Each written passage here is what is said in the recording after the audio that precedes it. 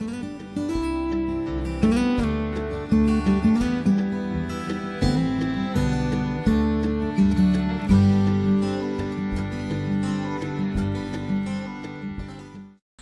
hello everyone, and welcome to another very exciting episode here on the MIgardener channel.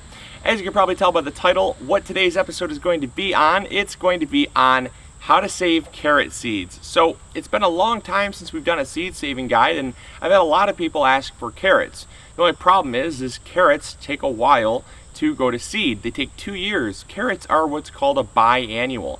So you have annuals, which are basically yearly. You have perennials, which are every year, and then you have biannual, which are every 2 years. So carrots will form a root the first year, and then they will form flowers the second year. Onions are biannual as well, just in case you're wondering. And so what we had to do was we had to wait for these carrots to go to seed. Now these are our rainbow carrots, which is really exciting, very, very cool. So we have yellows and oranges and purples in there, and so we're basically going to save a big rainbow blend. Now carrot seeds are exceptionally easy to save because really the one thing you have to do is just let the carrots stay in the ground for 2 years. That's really the hardest part. A lot of times people want to harvest, or they want to kind of reserve that space for something else. But what I can tell you is that there's a very simple trick to making sure that you can still plant your bed out and let some stuff go to seed, because it can be a little bit of a hassle to work around. I understand. What you can do is you can actually pull your carrots out at the end of the year, pull them out, make sure you have the whole carrot. And then what you can do is you can actually rebury it in a pot or a container. Here we actually have them in a container. We put them in a container here, and it actually worked out very well. Hey Zoe, how's it going? Zoe's gonna be helping me out today, save some carrot seeds. And so, yeah, we put them in a pot, and that way they're out of the way. But we do have some in the bed over there, in that raised bed, that have gone to seed as well. And oftentimes what happens is you're trying to pull the carrot out and the leaves snap and you kind of forget about it. That's fine. As long as the carrot root itself is in the ground, it will sprout greens the next year, and then it'll work on forming a flower stalk. So really just having that root in the ground is all that matters. So coming in close, I'm going to show you how to save your carrot seeds. It's very, very simple.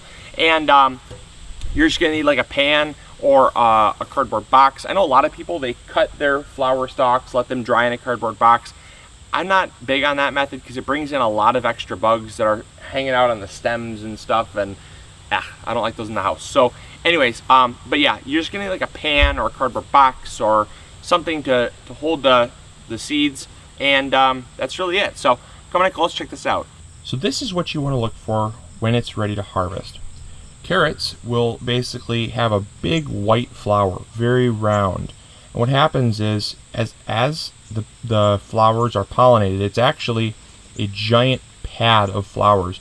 Each seed comes from a flower. And as you can see on the underside, there's many different flower stalks that attach to many more flower stalks. Each seed head can produce hundreds and hundreds of seed. So you're just 1 or 2 carrots is going to provide enough seed for you for a very long time. I like to let a lot go to seed because I'll give it to friends and family. But the flower, when it's pollinated, will curl up, and all those flowers will basically curl on top of each other. And what that does is it's actually a biological defense to basically reproducing its seed, because what it wants to do is it wants to create a cup that captures moisture. And that moisture will lead to a dampness where the seeds on the inside will actually begin to germinate, and then when they fall off, they have a better chance of sprouting. So it actually encloses the moisture in there.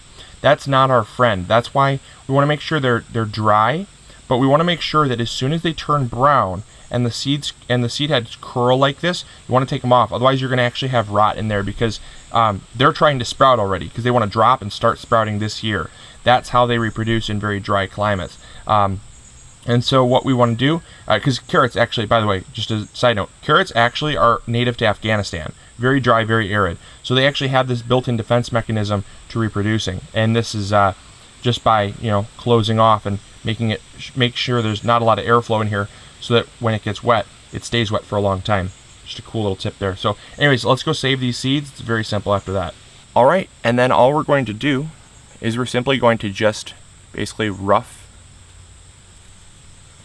up the flour there. It's honestly as simple as that. There's not a whole lot of extra, you know, tips. I mean, it's really, that's why I said it's very, very simple. It's just the weighting process is the thing that most people struggle with the most.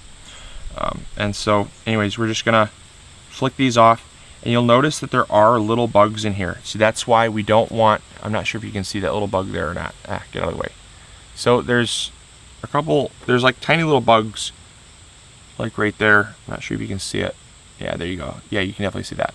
So yeah, so you want to make sure you put it in a pan so you can get rid of all these bugs, because if you bring it inside, there's no way in the world you can tell what's actually inside here. So yep, anyway, so we're just gonna knock these off here, and the dry ones will fall. The damp ones, as we talked about, the damp ones are going to stay inside here because they are damp and they don't want to fall off very easily. I mean, you can work them, but you know what? I'd rather not have damp seed, so I usually just take the ones that are willing to fall off, and I just simply do that. And that's really all it takes to get that one done. Move on to the next one.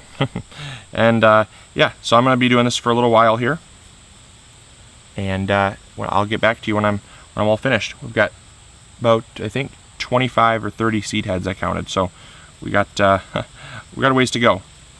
So there you go.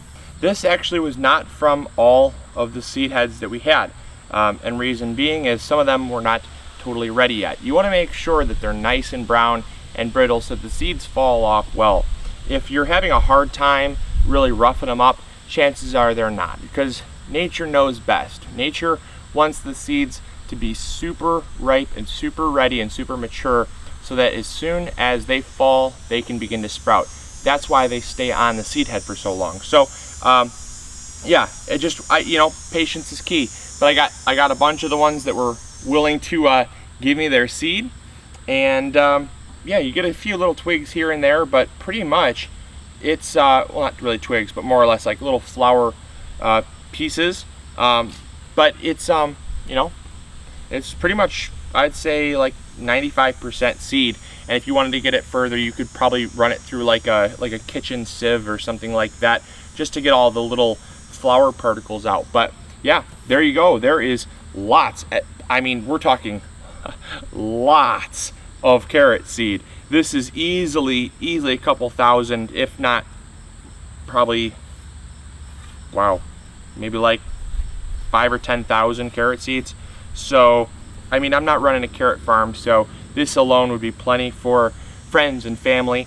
But you know, it is nice to save, because carrot seeds last a very long time if you keep them cool and dry. So hopefully you all enjoyed.